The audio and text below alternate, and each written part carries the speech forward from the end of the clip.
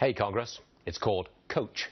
A new bipartisan bill would force lawmakers to stop buying first-class tickets on the taxpayer's dime. Republican Congressman from Arizona, Paul Gosar, is one of the bill's co-sponsors. Congressman, at risk of becoming wildly unpopular, I might just hint at taking the other point of view. Is there not room in our society for respect for, say, a United States senator and allow him to travel first class?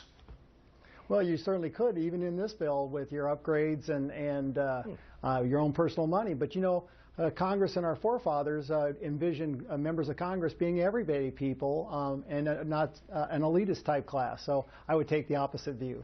Yes, sir, you do. Does it happen very often? I mean, are there lots of congressmen who fly first class back to their districts? Well, there's a few. You know, a number of people actually get upgraded because we travel quite a bit. You know, every weekend we travel. So there's a lot of upgrades when there's an open, seat in first class. People would get upgraded automatically.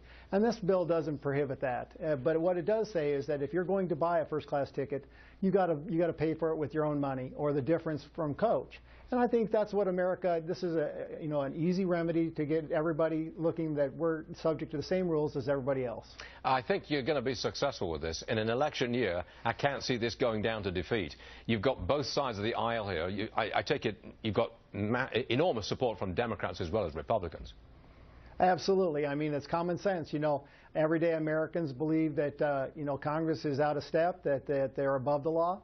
Well, here's a good example of living just like they do. And I think this is a good example of living, walking a mile in my moccasins, as the old Indian adage talks about. Why doesn't naming and shaming work? I mean, you're a Republican. Surely you could catch a Democrat who's flying first class on the taxpayer's dime and make a political issue out of it, couldn't you?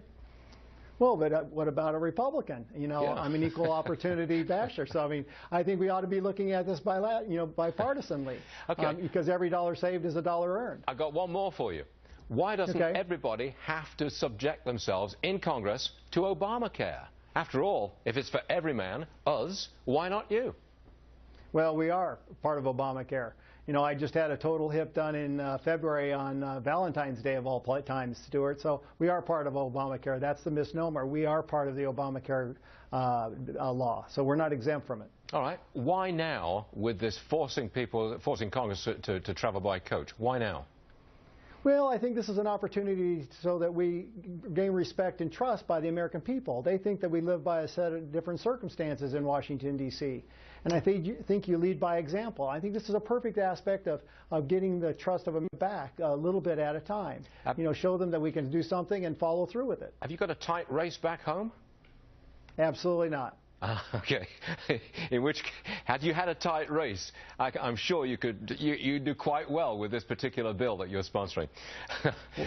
Well, absolutely. And I've had, when I first came into Congress, I took on an incumbent, and then I took on a Republican challenger from a very heavily Republican district in my subsequent election. So I take all comers. Congressman Paul Gosar, Republican, Arizona. Thanks for joining us, sir. Appreciate it. Thank you, Stuart. Yes, sir.